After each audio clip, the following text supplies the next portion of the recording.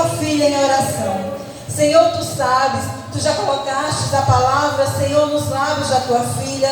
Senhor Jesus, que tudo que ela disser nessa noite venha diretamente do teu trono, não por emoção humana, não por desejo humano, que graças a Deus os desejos da tua filha também sempre foram bons, mas nós te pedimos, Espírito Santo de Deus, continua ungindo, continua abençoando, continua fortalecendo e fala conosco nessa noite, em nome do Senhor Jesus. Nós já te agradecemos por tudo, e assim, Senhor Jesus, a tua filha, Senhor, estará ministrando a tua palavra. Amém. Amém. E para não perder tempo, 1 Samuel 30, eu vou falar de uma história aqui, né? Que está aqui, 1 Samuel 30, vocês conseguiram abrir? Amém. Então eu vou ler para não demorar muito, que diz assim a palavra do Senhor.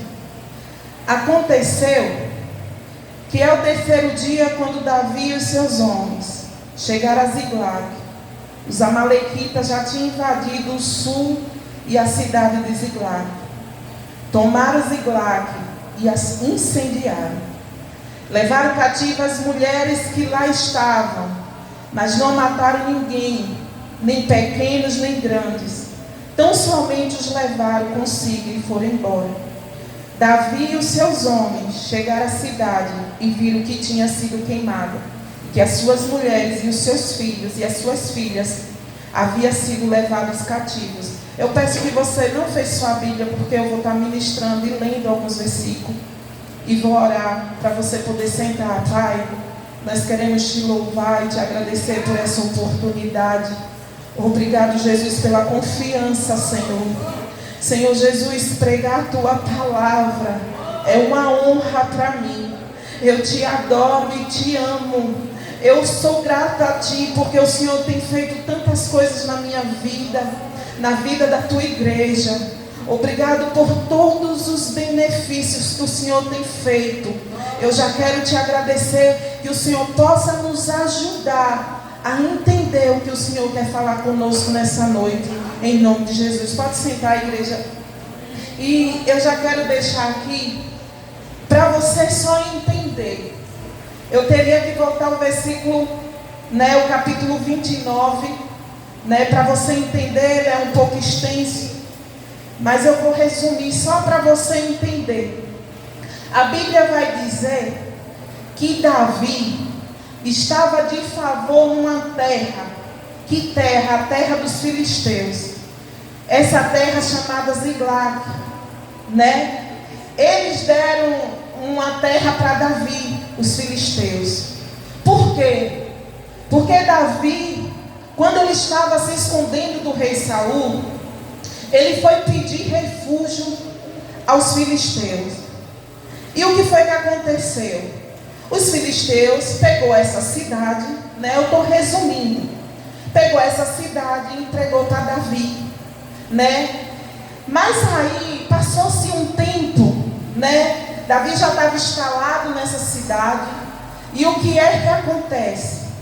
Os filisteus resolvem atacar o rei Saul, o povo de Israel, o povo que caminhava com o rei Saul. Só que acontece o quê?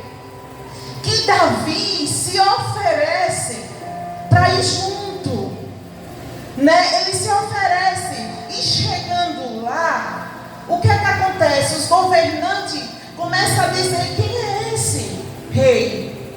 Ele vai conosco. Igreja, eu estou resumindo, porque o 29, se você ler, você vai entender o que eu estou falando. Quem é esse? Ele vai comigo, conosco. Não é bom que ele vá.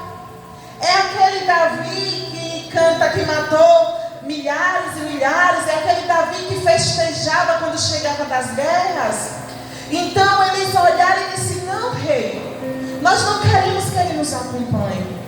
Porque eles tinham medo que o rei Davi, no momento da guerra, ele se virasse contra e lutasse em favor de Saul.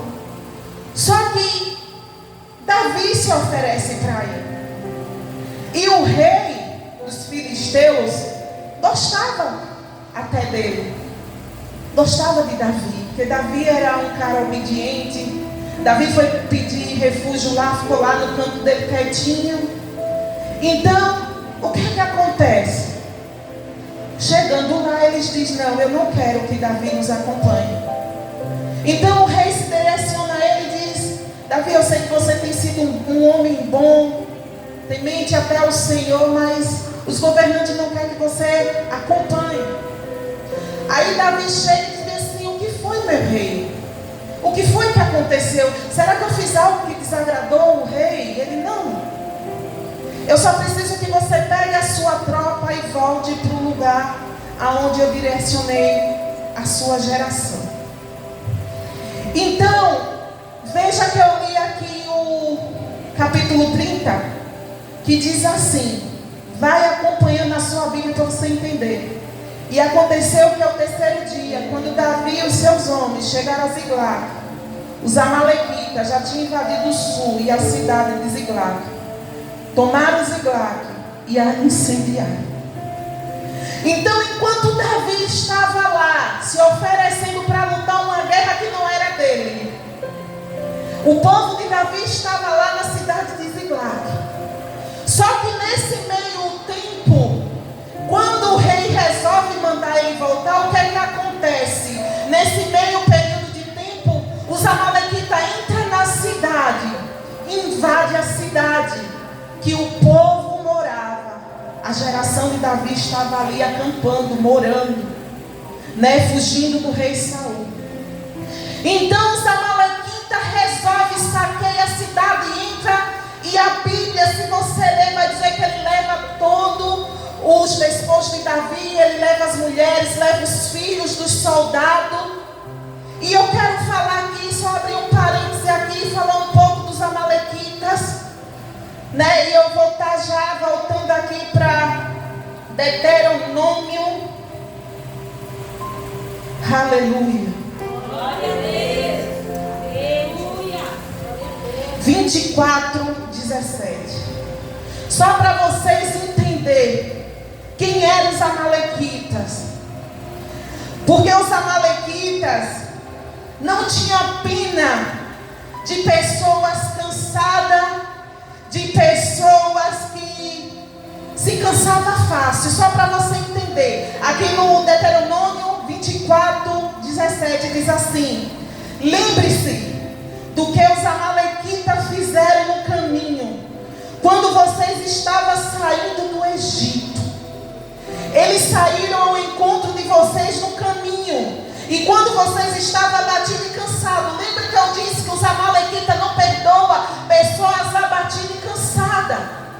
Então, o que eu entendo, Davi sai da cidade, e fica um povo vulnerável, um povo precisando de apoio, porque os melhores soldados Davi tinha levado para uma guerra.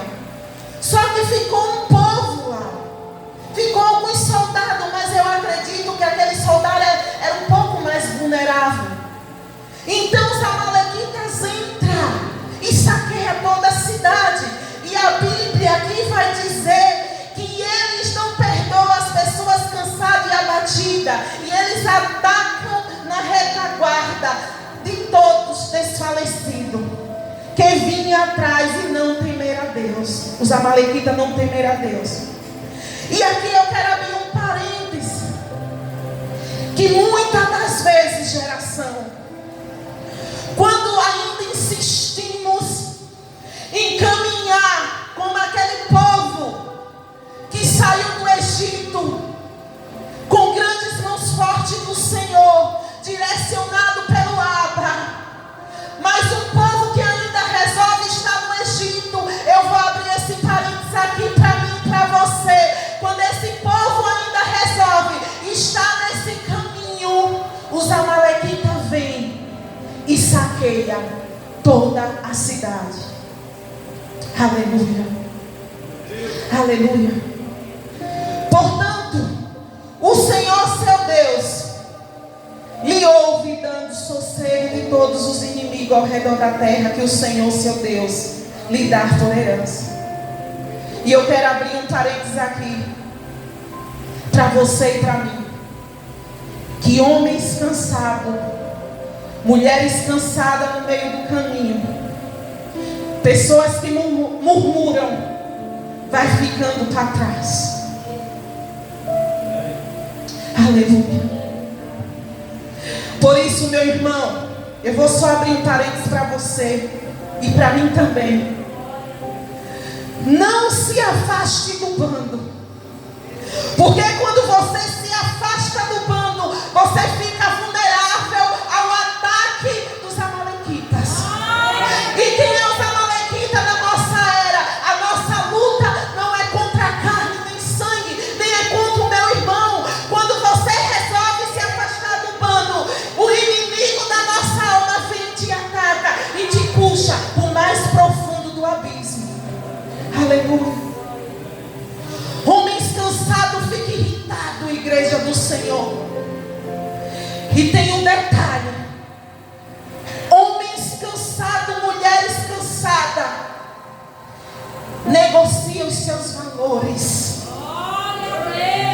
Aleluia. Aleluia. E eu falei que os amalequitas não perdoam pessoas cansadas. Eles se escondem em áreas aonde ninguém está vendo. E quando ele espera, ele espera. E quando ele percebe que você está bem cansado, ele vai te atacar.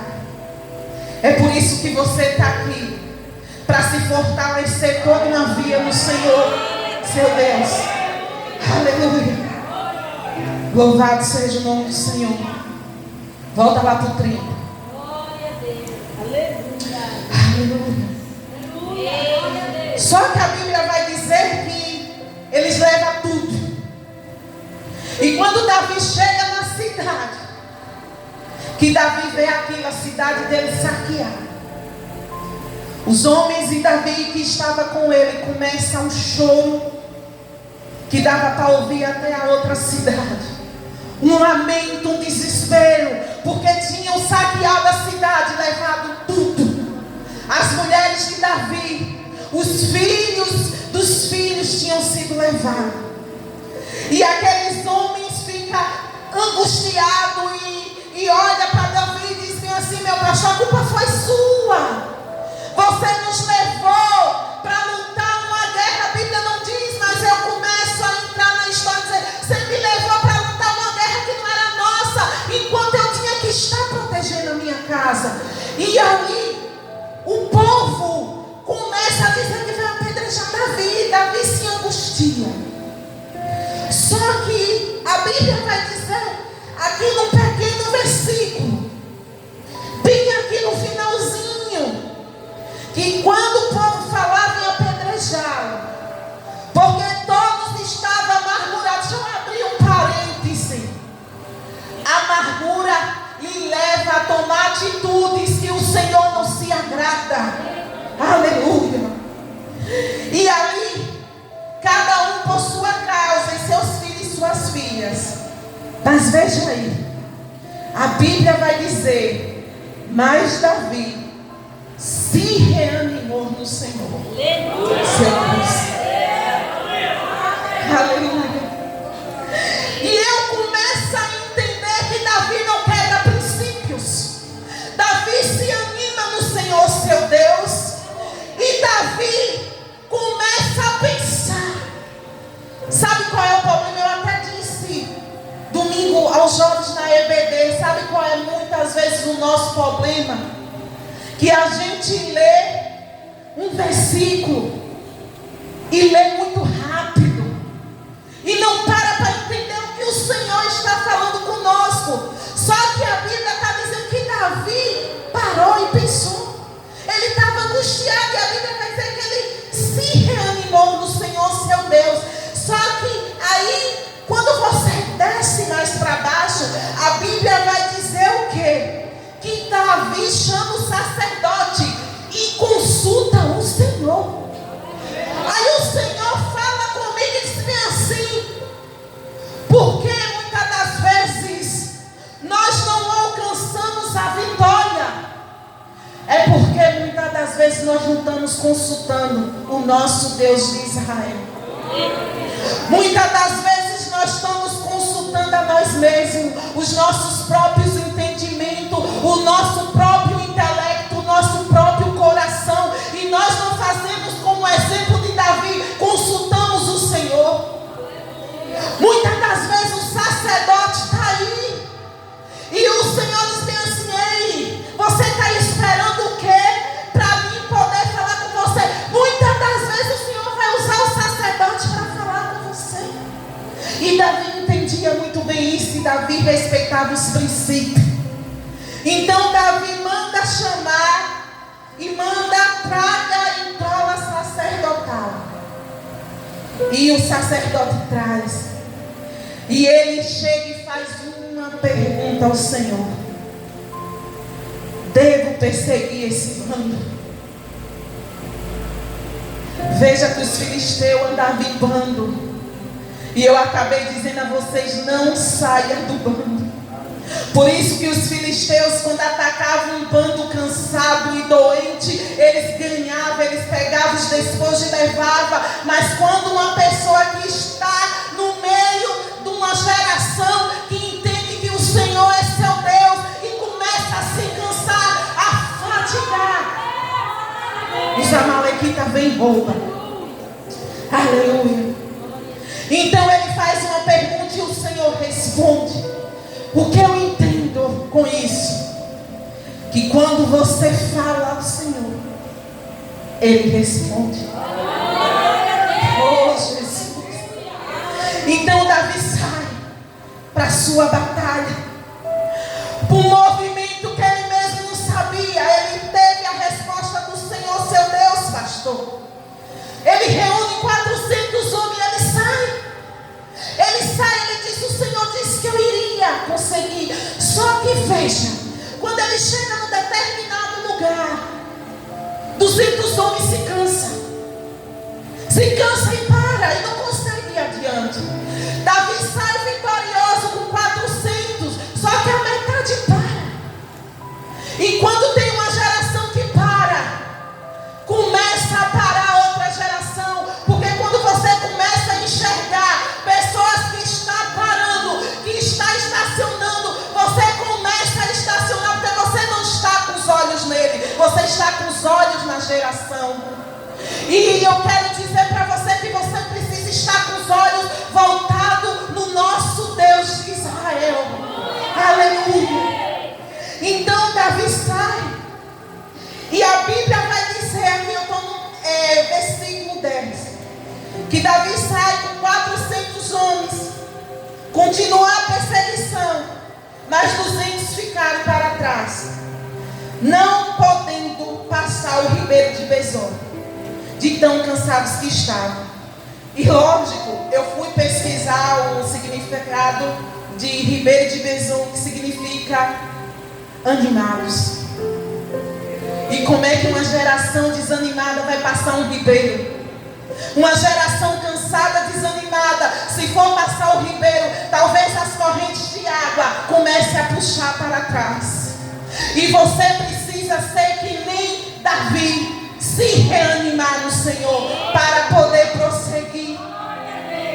E a Bíblia, o que eu acho mais bonito é esses versículos aqui, que quando eles chegam mais à frente, ele encontra num campo um homem egípcio e trouxeram Davi.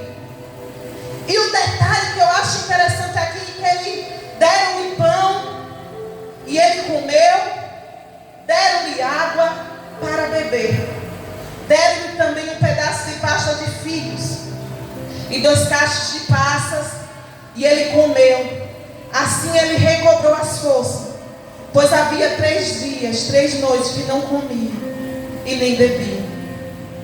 E só para diminuir isso aqui, por que eles encontraram aquele homem no caminho? Ele fazia parte do povo inimigo. Só que o povo inimigo, o que foi que eu disse? Que os filisteus não perdoavam pessoas cansadas. Então, quando aquele servo se cansa num determinado lugar, ele larga. Ele estava doente. Só que Davi, segundo o homem coração de Deus, a geração dele que estava bem instruída, encontra esse homem na beira do caminho e leva até Davi. E chegando lá, o que eu acho interessante é que Davi não pergunta quem ele é. Primeiro Davi alimenta. E ali o homem come e recobra a consciência. E ali, depois que ele recobra a consciência, ele diz de quem você é e de onde você vem. O moço egípcio respondeu: sou servo dos amalequitas, e o meu Senhor me deixou aqui, porque adoeci há 3 dias. Nós invadimos lá do sul. E ele começa a contar a história. Nós invadimos a sua cidade. Imagine Davi escutando aquilo. Os guerreiros, eles tomaram as nossas mulheres, os nossos filhos. Imagina. Só que Davi, lembre que lá atrás Davi consultou o Senhor. E ali o homem começa a falar. E o homem diz bem assim: jure por Deus que não vai me matar, nem me entregar nas mãos de meu Senhor. E eu levarei você até o banco, aonde está a sua família. Para você ver, o cara doente, desanimado, deixado para trás. O bando deixou ele para trás e ele não queria mais voltar para o bando. As palavras dele foram o seguinte: ainda que você possa me matar, não me entregue para o meu Senhor. E muitas das vezes, a gente mesmo desanimado, nós não pedimos para ninguém entregar a gente na mão dos amalequitas. Nós mesmos vamos e nos entregamos. Aleluia. E detalhe, igreja, o amalequita, de mendigo, virou um guia. O doente que trouxe a cura. Aleluia. E eu quero abrir um parênteses aqui para mim e para você. Não despreze quem você encontrar no caminho doente. Se você encontrar alguém doente no caminho, dê água, dê pão, dê comida. E espere se fortalecer, para aí depois você perguntar de onde ele veio, de onde ele vai, para onde ele vai. E se assim ele disser que vai ficar do seu lado, continua instruindo. Aleluia. Aleluia. Oh Jesus. E aqui eu aprendo com Davi. Olha que coração de Davi. Olha que homem com coração. É por isso que esse homem, minha pastora, é um homem descrito na Bíblia segundo o coração de Deus. Aleluia. Sabe por quê, igreja?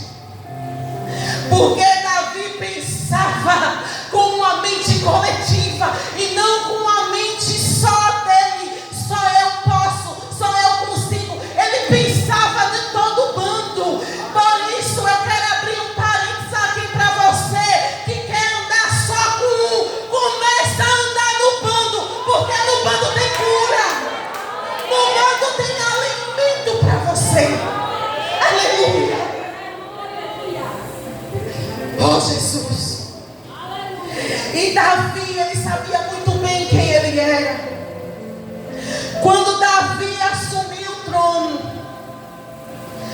era lei, quando os reis assumiam o trono, pegar e mandar matar toda a cidade daquele rei que se foi, para que aquele povo não viesse reclamar o trono. Só que Davi começa a me constranger com o homem que ele é. Davi, em vez de dizer bem assim, mata todos da família de Saul, Davi chega para o servo e diz bem assim: tem alguém da casa de Saul que eu possa fazer algo por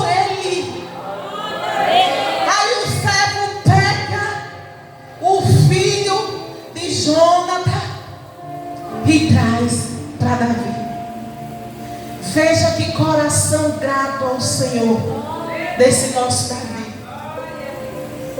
E ali, a Bíblia vai dizendo que ele luta, ele mata, tem alguns que fogem, e ele consegue tudo de volta. E ele volta, se você, porque é muito extenso, e se eu for começar a ler, não vai dar tempo. Se você, eu costumo dizer, não fique só com o que a pessoa prega aqui. Eu digo bem assim, pega um caderno e anota os versículos. Quando chegar em casa, vai para o teu quarto, vai e começa a falar com o Senhor. O Senhor tem muito mais do que isso para falar com você. Talvez o que o Senhor tem para derramar na sua vida é muito mais do que Ele está derramando na minha. Só que você não se posiciona. E Davi, quando ele volta com todo o seu despojo, a Bíblia vai dizer que ele começa a distribuir para todos. Lembre que ficou 200 lá atrás. E levanta alguns que mesmo no meio de Davi estavam e não concordava com ele. Levanta alguns e diz: ei, meu rei, eles nem lutaram, eles nem perseguiram os caras. Não pode, é só nosso. Só que o Davi, segundo o coração de Deus, pensava com a mente o quê? Coletiva. E ele olhou para aqueles homens e disse bem assim: não. Vai ser dividido para todos. Não só para alguns, mas vai ser para todos. Quem manda aqui sou eu, sou o rei. Então eu falo, vocês fazem. A Bíblia vai dizer que tinha até alguns anciãos que já não tinham mais força, que ficaram no acampamento, porque eles não levaram, ficaram lá para dar notícia a Davi quando ele chegou, que a cidade estava sendo saqueada. Só que mesmo assim Davi ainda distribuiu os seus despojos com todo o povo.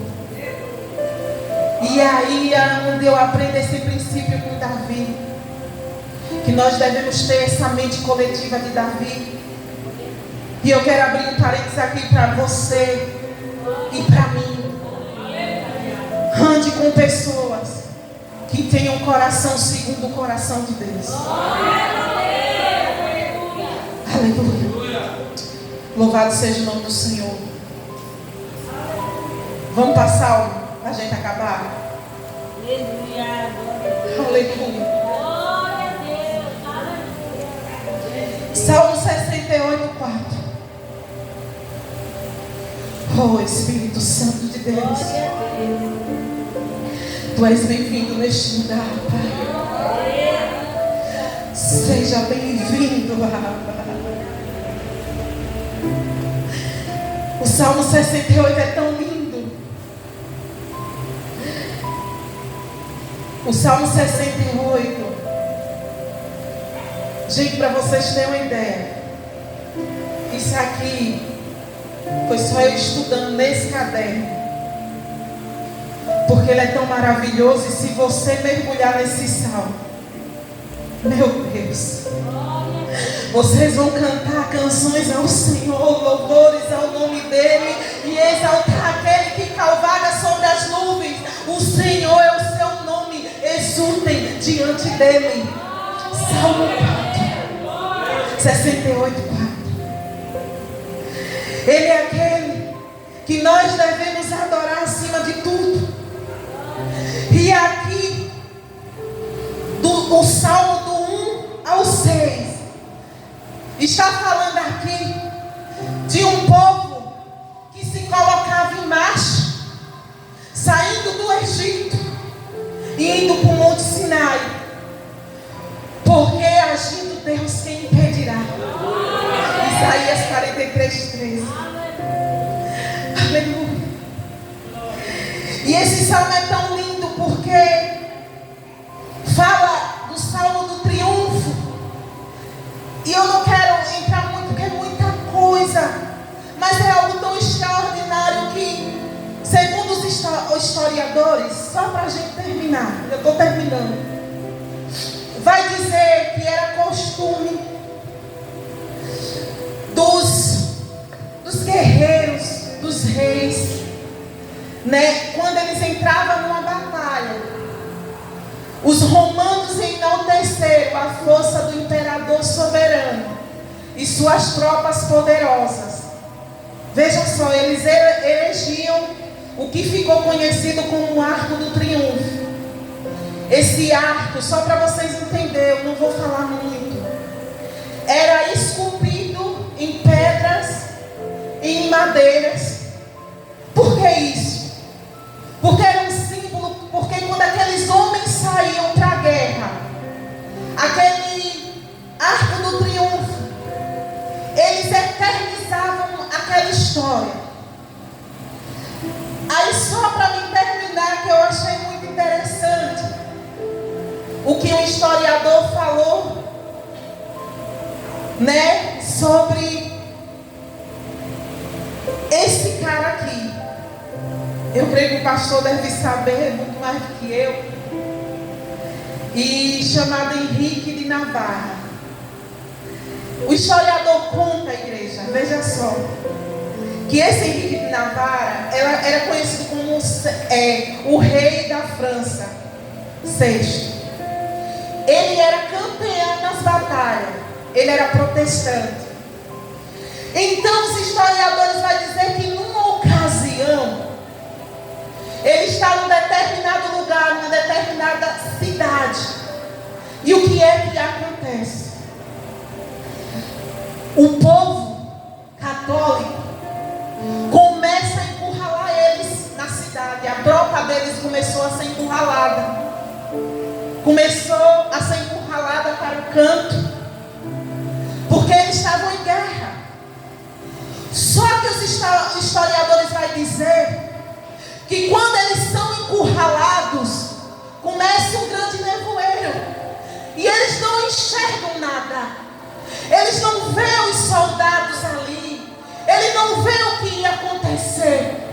Só que o detalhe que os historiadores contam, que esse salmo era muito entoado nas batalhas, era muito entoado nas guerras, quando os reis saíam para guerrear.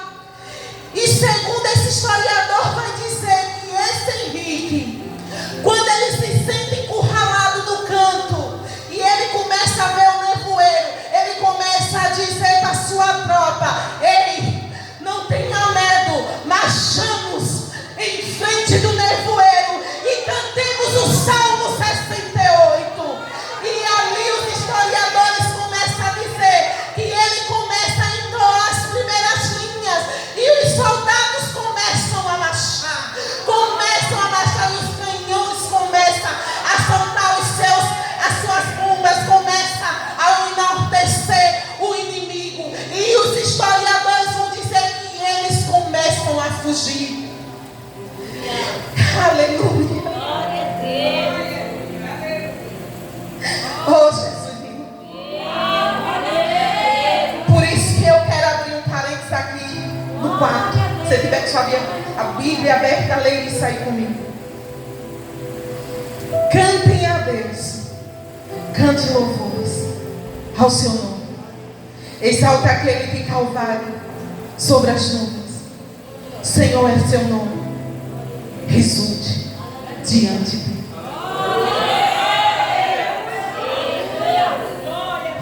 E hoje, eu ainda meditando um pouco nele, eu disse que eu vou ainda estudar muito mais profundo esse salmo, é muito lindo.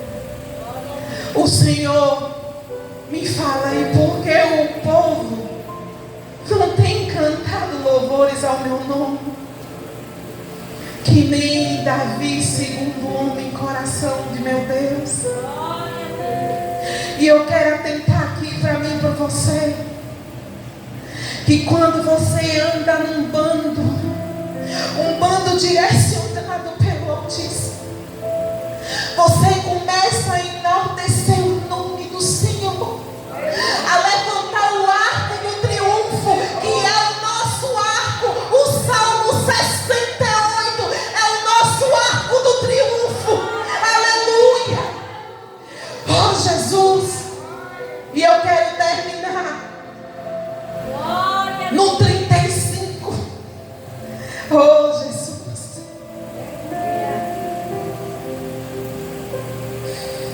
Aleluia. Glória a Deus. E diz assim: ó Deus, Tu és tremendo no Teu santuário. O Deus de Israel, Ele dá força e poder ao seu povo.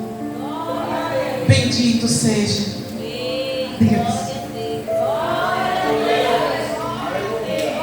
E o objetivo aqui é dizer que Ele tem dado força aos cansados. E o objetivo aqui é dizer que, como os amalequitas deixou o cego para trás, Ele hoje está te dando força para você não ficar para trás. Ele está dizendo que pessoas cansadas e fadigadas, Ele está derramando uma porção nessa noite de cura. Uma porção que Ele deseja que sente à mesa e se alimente com pão fresco, com alimento saudável, porque nos últimos tempos a geração está se alimentando com frutos podres.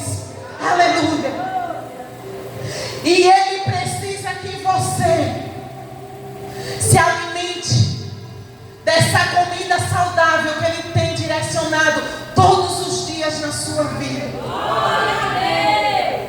Porque Deus tira um povo do Egito, um povo cansado, fadigado, faz atravessar o mar, caminha, passa por algumas dificuldades, mas não deixa faltar o pão daquele povo. Deus não deixa faltar água. O que Deus quer dizer aqui nessa noite é que nós precisamos enxergar esse Deus com o sangue da nova aliança. O que Deus quer falar aqui com a igreja dele: não deixe de se reunir como igreja. Muitos irmãos nossos podem estar aqui se reunindo como igreja, mas tem irmãos nossos cansados e se afastando do bando, porque está cansado e fadigado. Mas você que está aqui, o Senhor toda uma vez está te animando dele, porque a palavra dele diz que Davi toda uma vez se animou no Senhor. Aleluia. Aleluia.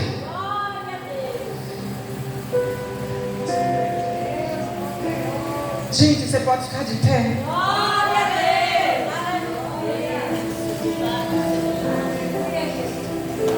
Eu já vou orar para terminar. E diz assim a palavra do Senhor: cantemos esse salmo,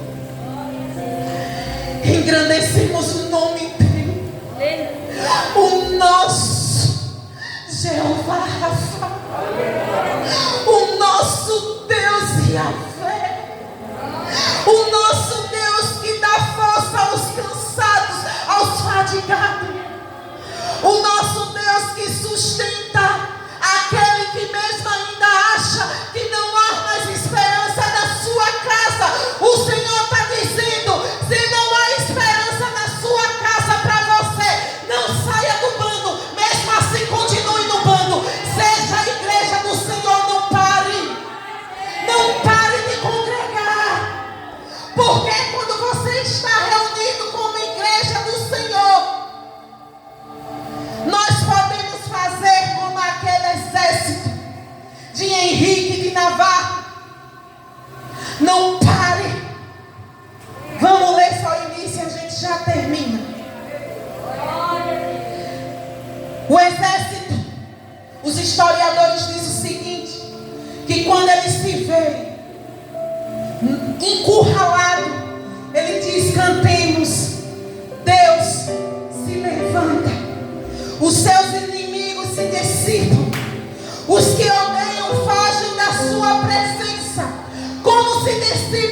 passa, assim nos dispensa, como a cerca se derrete perto do fogo. Assim os ímpios somem da presença de Deus.